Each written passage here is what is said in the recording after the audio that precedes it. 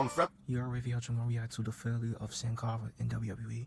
24th, 2011, WWE held a press conference in Mexico City to announce their newest signing, Cara. And this signing was treated as a really big deal. Doing press conferences to announce a wrestler's signing was something that was unheard of from WWE at the time. So what made this signing such a big deal? Well, it's because prior to him signing to the WWE, Cara was known as Mystico, and he was a huge star in Mexico and in Lucha Libre. So much so that... As y'all know, Cara didn't really he didn't really live up to expectations. You feel me? He didn't really live up to expectation, bro. His matches was kind of botchy, bro. He was kind of botching some of his finishers and all that shit. Yeah, bro. When you go to the top rope and shit, and he does the flip, he sometimes he botches that shit, bro. A comic book series was made about He even botches entrance too. Sometimes. Him and his character that reached over 50 issues, and so WWE just had to capitalize on a star this big in Mexico. However, if you know anything about Cara and his run in the company, you'll know that it didn't meet expectations whatsoever. So let's talk about Cara, formerly known as Mystico's failed run in the WWE.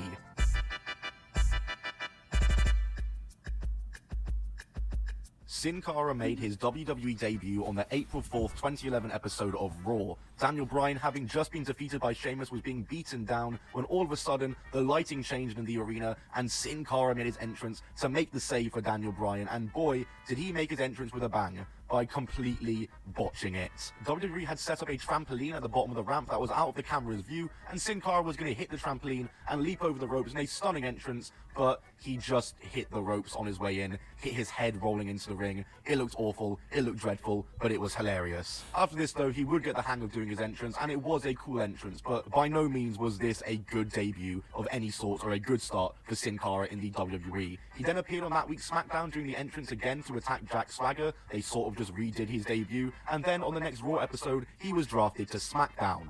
Cara made his in-ring debut on the April 29th episode of SmackDown. He drafted to SmackDown mad fast, bro.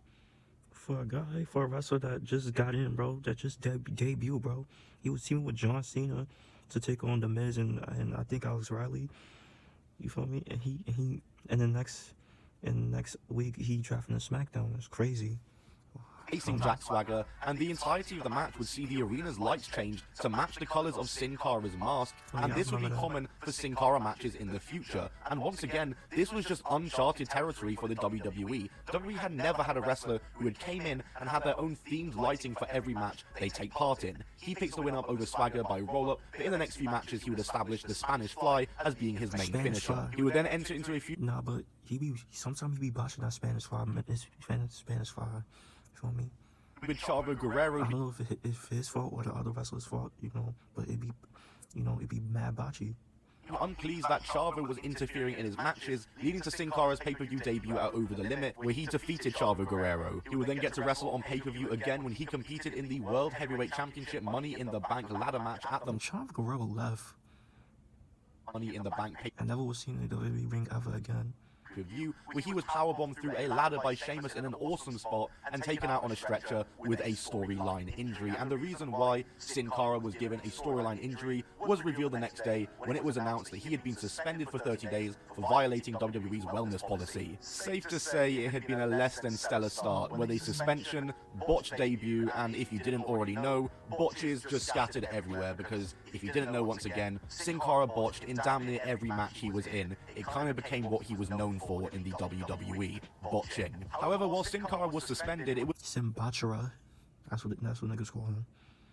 The man portraying it who was suspended and not the character. So WWE decided to keep the character on TV and decided to have developmental wrestler Jorge Arriaga portraying the Cara character whilst Mystico was suspended, and aka Hunico.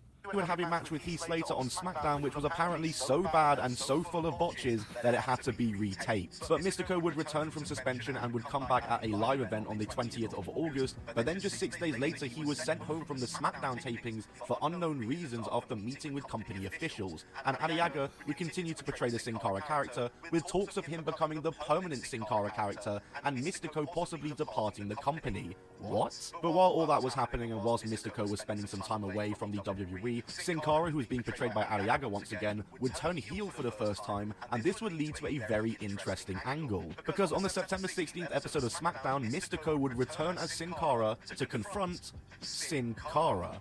And we all remember this storyline. WWE were playing into the fact that there was two people playing Sin Cara, and the storyline was that everything we had seen recently, like the heel turn, had been from the imposter Sin Cara. This led to a match between the two Sin Caras at Hell in a Cell, with the imposter Sin Cara changing to a black, darker mask, and at the pay-per-view, Sin Cara would defeat his imposter, and then defeated him again in a mask versus mask match on SmackDown weeks later, with the imposter unmasking and revealing himself as Hunico. And Sin Cara and Hunico would continue their feud, with them being on opposite teams in a Survivor Series match that Sin Cara had to exit early after he got legit injured, rupturing his tendon, and this would mean he had to get surgery and was out of action for 6 months. Another big blow for Sin Cara. He would return on the June 1st, 2012 episode of SmackDown, and no, nobody wore the mask in his absence. He defeated Heath Slater, and then less than a month later would defeat him again to qualify for the World Heavyweight Championship Money in the Bank ladder match once again, which was won by Dolph Ziggler. And at this point, Sin Cara was just kind of another guy on the roster. His hype had died, and he didn't even have his special It's another typical luchador in the WWE, you feel me? Anymore. However, he was still getting regular TV time and even getting some pay-per-view matches. In August, he would align himself with Rey Mysterio and also challenge for the Intercontinental. Damn, if him and Rey Mysterio would have had a match, bro, what would y'all think? Would it be a good match? You know, because they both two luchadors. You know, there's like better luchadors than Sin Cara, bro. Like Kalisto, let's say Dorado, Grand Metalik, you know, like there's other Andrade, you feel me? Like there's other greater like luchadors.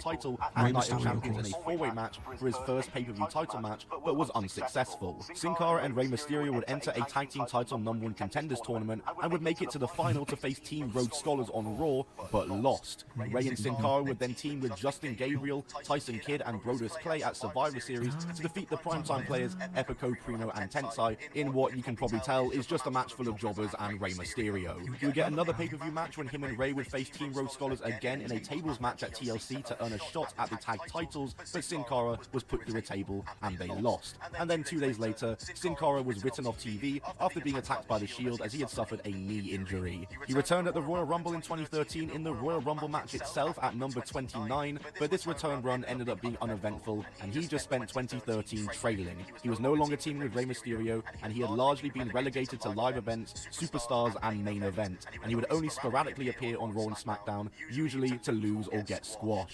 He would wrestle Alberto Del Rio on the August 19th, 2013 episode of Raw in a match where he early on dislocated his finger and refused. This man seemed injury prone, you feel me? Which is not his fault, it happens, you feel me? To continue the match, getting it thrown out. Something that caught him a lot of heat backstage, and this would end up being Mystico's final TV appearance. Del Rio in the same match, like, beat him up. I heard Del Rio really fucked him up. You feel me? He was kicking him mad hard. As Sin Cara, as in January 2014, he announced that he was returning to Mexico soon, and he was officially released from the WWE in March of that year. However, whilst Mystico had been released, WWE still had the rights to the Sin Cara character, and they would get Hunico, yes, the fake Sin Cara from before, to play Sin Cara once again. But that's a story for another video. Overall, Mystico's WWE run was a bit of a disaster, but I thought there were some good spots. He was fun in the Money in the Bank matches, even if he did botch. His lighting and his entrance was cool when once again he wasn't botching it, and I thought his feud with fake Sin Cara was good fun and something different. I definitely enjoyed it as a kid. I think overall Sin Cara's style didn't mesh well with the WWE presentation, which is why he was not as smooth in the ring, but it's also been well known that Mystico caught a lot of heat backstage and had a bit of an attitude problem while in the company, so that could well have easily played a part into why the WWE lost interest in him so quickly, but we will definitely be revisiting a part 2 to look at the second version, the second generation of Sin Cara. So leave a like and a subscribe. Okay, that's the vid. So yeah, let me know what y'all think about Sin Cara, bro. And then some of the WWE, bro. You know, I think Sin Cara could have had a potential, you feel me? But he just be botching, you know, he be getting injured. You know, like, WWE gave up on him mad quick, you feel me? He got suspended, I forgot to mention, like, he got suspended too as well. So, yeah, bro. Sin Cara got bad luck in WWE. And it looks like he's living his best life without, like, WWE. Because he was in AEW facing, Rocco Romero in Rampage, so not too long ago. So yeah, bro, Make sure y'all like, comment, subscribe. Tell me what is your favorite Sin Cara match. Y'all know the vibes. Whoever just checking out, you are.